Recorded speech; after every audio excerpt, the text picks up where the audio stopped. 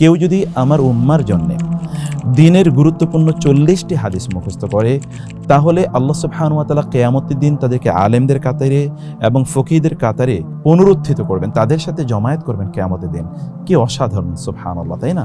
আমরা যদি আমাদের জীবনটাকে ঠিক সেরকমভাবে গড়তে চাই, তাহলে রাসূলুল্লাহ সাল্লাল্লাহু আলাইহি ওয়াসাল্লামের সবচেয়ে গুরুত্বপূর্ণ 40টি হাদিস, যেটি ইমাম নববী রাহিমাহুল্লাহ তার 40 হাদিস গ্রন্থে সংকলন করেছেন, সেটি জানা আমাদের জন্য খুবই গুরুত্বপূর্ণ এবং এটি আমাদের জীবনকে একেবারে সহজ করে দেবে।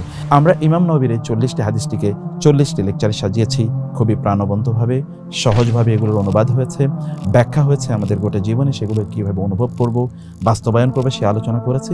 এবং যেই সাহাবায়ে কেরামে হাদিসগুলো বর্ণনা করেছেন তাদের জীবনী আমরা খুবই আকর্ষণীয়ভাবে উপস্থাপন করেছি কোর্সে। আমরা একেবারে বাস্তব অথবা জীবন ভিত্তিক অনেক আলোচনা সেখানে উপস্থাপন করেছি। আমি নিজে কোর্সটি পরিচালনা করছি, অতএব আমাদের সাথে এই কোর্সে জয়েন করুন এবং ইমাম নববী রাহিমাহুল্লাহ 40টি হাদিস ভালো করে বুঝে নিন।